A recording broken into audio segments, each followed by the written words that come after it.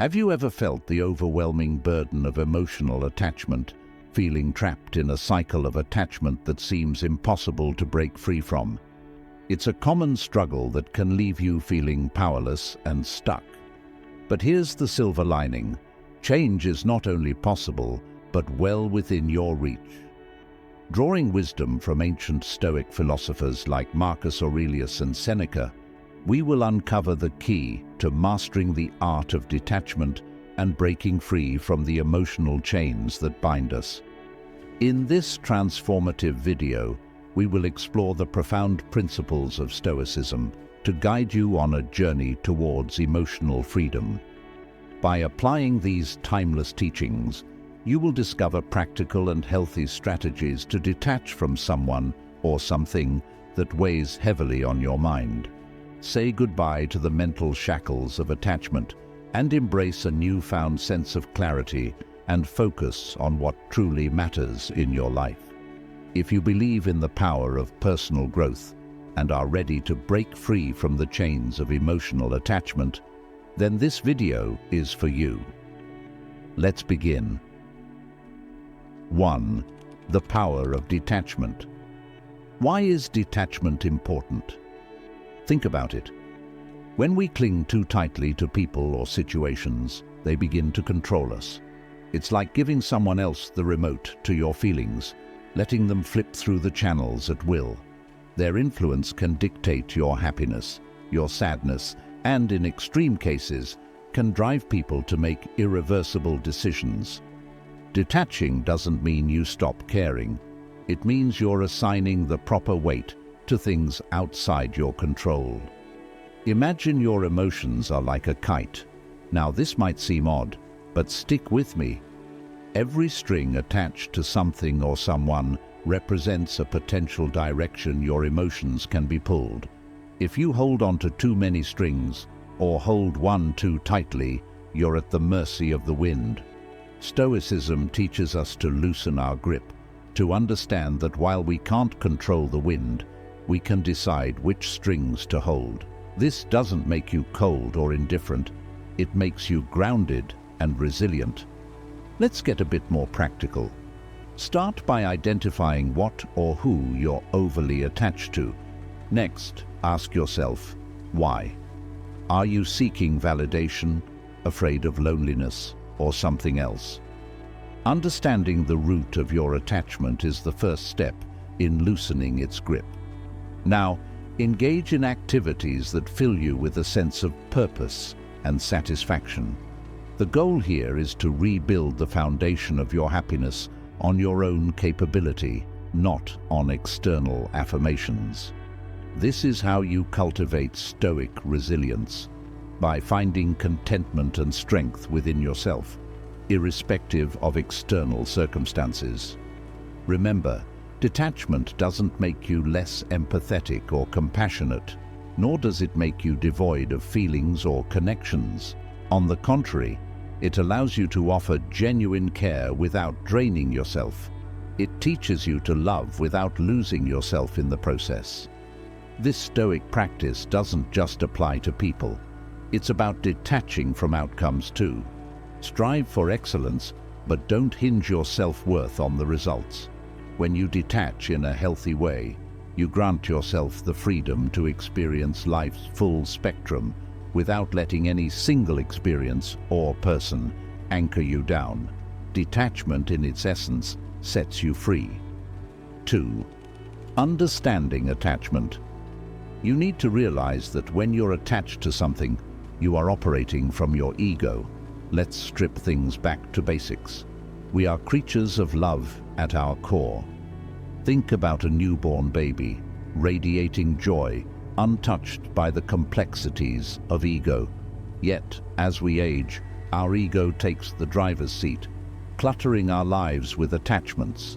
These attachments, whether to people or ideals, cloud our judgment and distract us from our essence, which is love. Remember this: attachment is the game of the ego, the very antithesis of love and self-contentment. If we step back and view our desires and connections through this lens, we begin to see the unnecessary weight they add to our lives. Now, envision a life lived from a place of love, not ego. Imagine the freedom of not clinging desperately to outcomes, people, or statuses. Living from love allows you to trust in abundance, to genuinely believe that what's meant for you will find its way. This isn't about wishful thinking. It's about a deep-seated belief in your personal value and capabilities. It empowers you to let go, to recognize that attachments are merely anchors limiting the vast ocean you're meant to explore. So how do we start to untangle ourselves from these anchors? Begin by acknowledging the attachment. See it for what it is, a product of your ego seeking security and validation. Next, shift your perspective. Understand that your worth isn't tied to this attachment. Your essence, your core, is enough. This understanding doesn't occur overnight. It's a deliberate practice, a conscious choice to prioritize your inner peace over external validation. Finally, embrace the concept of abundance. When you let go of the fear of loss, the universe has a way of rewarding you with more than what was let go. Detachment doesn't mean you care less. It means you understand better. It means staying true to your essence, letting love guide you rather than fear. The journey towards detachment is transformative. It's about shedding layers of the ego to uncover the resilient, love-filled soul beneath. It's about moving forward with lightness, free from the burdens of attachment, ready to welcome new blessings with open arms and a steadfast heart. 3. The illusion of the ego. Sometimes our ego makes us believe that we're not good enough, or that another person's grass is greener, leading us into a trap where we emotionally cling to others for validation. This misconception often leads us to idolize individuals, placing them on a pedestal as if they possess something unattainable. Yet when stripped down to our essence in life's critical moments, we realize no one holds a special ticket. We're all equally vulnerable, equally human. It's crucial then to confront this illusion head-on, to see it for the mirage it is, and not let it distort our perception of ourselves or others. Let's talk self-confidence and inner healing for a second. It's okay to remind yourself that you're amazing, special, and unique. It's a healthy practice for building self-esteem and nurturing your inner child. However, embracing this mindset doesn't mean viewing others as less than or separating yourself from the collective human experience. Instead, it's about recognizing that while we each have our unique paths, no single path is inherently superior to another. Our stories are interwoven threads in the larger tapestry of life, each as significant as the next. Now, onto the subject of detachment.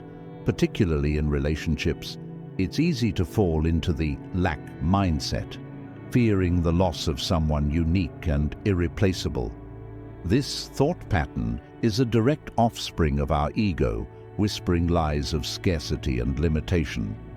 In truth, enforcing emotional detachment is not about denying feelings or becoming indifferent, but about embracing the abundance of the universe and our capacity for love.